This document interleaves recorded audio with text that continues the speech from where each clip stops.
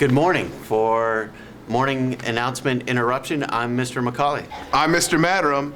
Mr. McCauley, you know I make my mark heavy and dark. Today, we're going to be talking about our spring sports, hallway etiquette, school lunches, but we're going to begin by talking about the I-steps. Mr. McCauley, I-steps are coming up again. It's the second round of I-steps. What's your take on this second round of the testing? Second round coming up, just as important as the first. The first was more extended written responses. This will be the old-fashioned ISEP multiple choice questions where you can remember things like a yonker is a young man, skulch is junk, a baloo is a bear, to wuzzle is to mix, back from my ISTEP days. Those are all great I-step memories, and of course I remember the bear baloo and the yonker and the wuzzle and all that. What kind of advice do you have for the kids taking the test this time around? You're in middle school again. It stinks that we have to be here. What are you going to do?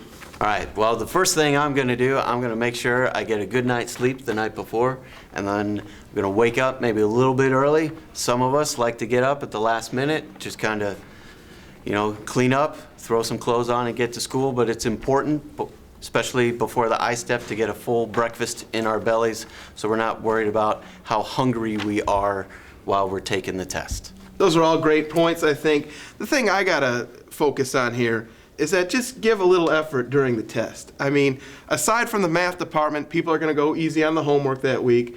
It's 3 days. It's only half the day. You go in, you fill in your answers, take your time with the thing, do a real good job, because we got to get Wilbur Wright Middle School back on top in the area. All right, our second topic for today is going to be school lunch. Some districts near us, especially in Chicago, they've just redone their whole school lunch program, trying to make things more nutritious and flavorful. So what do you think about that, Mr. Madderom? All right, it's no secret, I like to eat. And I go through the cafeteria on a daily basis, and sometimes I see what the kids are putting in their mouths. It's kind of disgusting, to be honest with you. Okay, we've got fries and chocolate milk. They don't take what they need for this thing. They take the dessert and the side items. They're not taking the fruits and vegetables.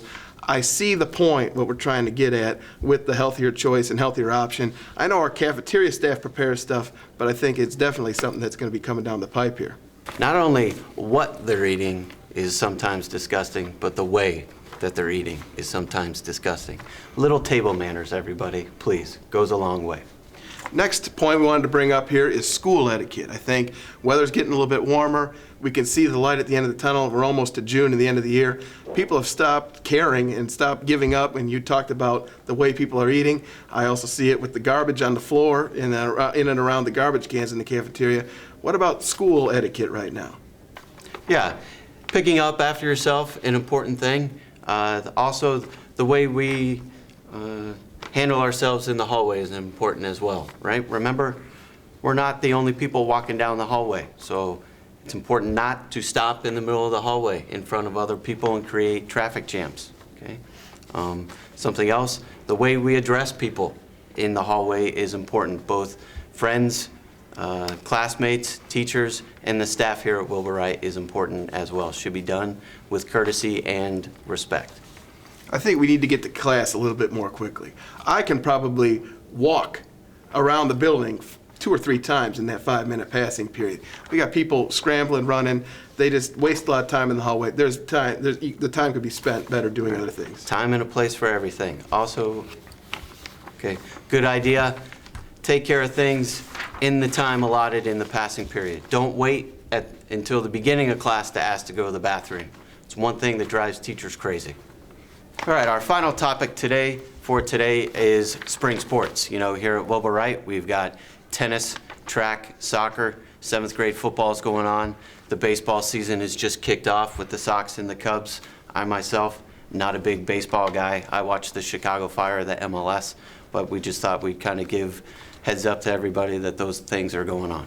Well, I'm biased, of course. I'm excited about 7th grade football so we can see what we'll have on the gridiron for next fall. I think the tennis program with Mr. McGrew is really exciting. First year, obviously, we're doing this. And professionally, I am a big baseball nut.